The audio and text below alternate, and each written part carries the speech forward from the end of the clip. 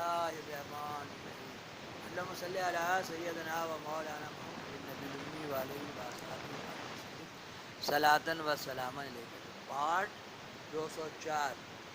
ہمراہ 7 لاکھ غلام سیاہ پوش لے کر آپ بھی سیاہ لباس پہن کر گھوڑے میں سوار ہو کر حامان وزیر کو مقدم لشکر کے کر کے حضرت موسیٰ کا پیچھا کیا۔ آخر بنی اسرائیل سے دریا کے کنارے جا ملے۔ وہ سب 3 شبانہ شب و روز دریا کے کنارے رہے۔ فرعون کی فوج کی حشمت اور دبدبہ دیکھ کر خوف سے کہنے لگے، شاید ہم کو فرعون پکڑ لے گا، اتنے لشکر سے ہم مقابلہ نہیں کر سکیں گے، فوج اس کی بہت ہے۔ حضرت موسیٰ نے کہا، قالہ تعالی کلما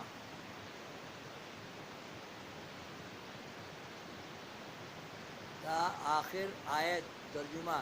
بس جب مقابل ہوئے دونوں فوجیں، کہنے لگی موسیٰ کے لوگ، ہم تو پکڑے گئے۔ کہا موسیٰ نے، کوئی نہیں، میرے ساتھ ہے میرا رب، اب مجھ کو راہ بتاوے گا، بچا لے گا فرعون سے، ہم کو کچھ ڈر نہیں۔ اس وقت جبریل علیہ السلام نازل ہوئے اور کہا کہ اے موسیٰ، اپنا عصا مار دریا پر۔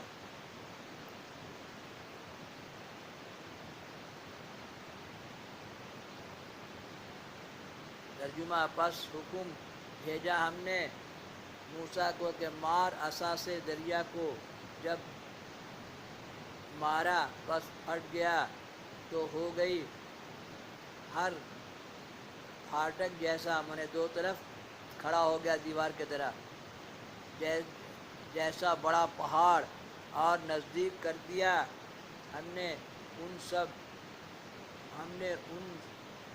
جگہ دوسروں کو، اور بچا دیا ہم نے موسیٰ کو اور ان لوگوں کو جو ساتھ اس کے تھے، سب کو، اور ڈبا دیا ہم نے دوسروں کو، یعنی فرعون اور اس کے لشکر کو۔ تفسیر میں لکھا ہے کہ جب موسیٰ علیہ السلام نے دریا میں عصا مارا، پانی پھٹ کر 12 گلیاں ہو گئیں اور بیچ میں پانی کے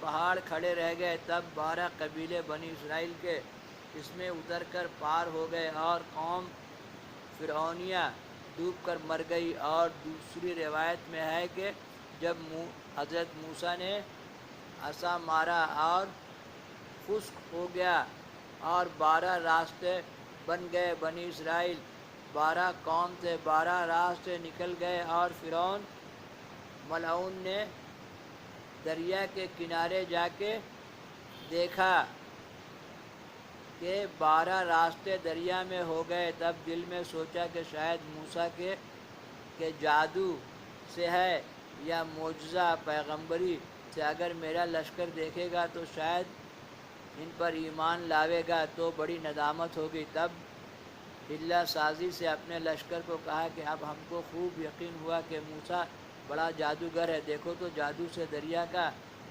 پانی سکھا دیا اور 12 راستے اس میں بنا لیے۔ 12 ان کے پہلے بیوی سے 10 بیٹا تھا یعقوب علیہ السلام کا، اور دوسری بیوی سے 2، یہ آپ کا بنیامین، اور یوسف علیہ السلام۔ 12، کیونکہ 12 راستہ بنا، 12 چشمہ بنا، بنے 12 قوم مصر میں تیار ہوئی تاکہ لوگ دیکھ کے اس کے خدا پر ایمان لاویں اور اس کی نبوت کے قائل ہوئیں، اور دل میں یہ بھی کہتا تھا کہ میری فوج کو دریا میں ان کے پیچھے جانے سے ڈوبو مارے گا، کیونکہ 2 طرفہ مثال پہاڑ کے دیوار سا معلق کھڑا ہے۔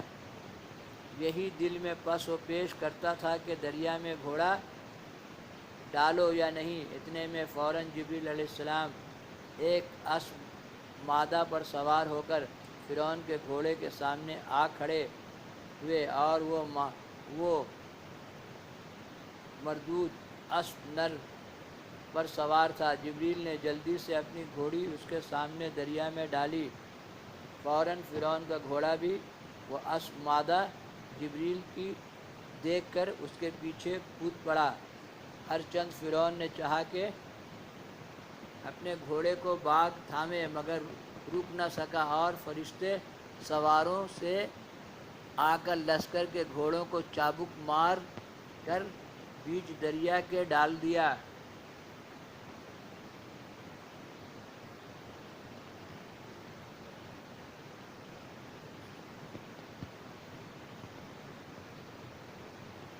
پارٹ 205۔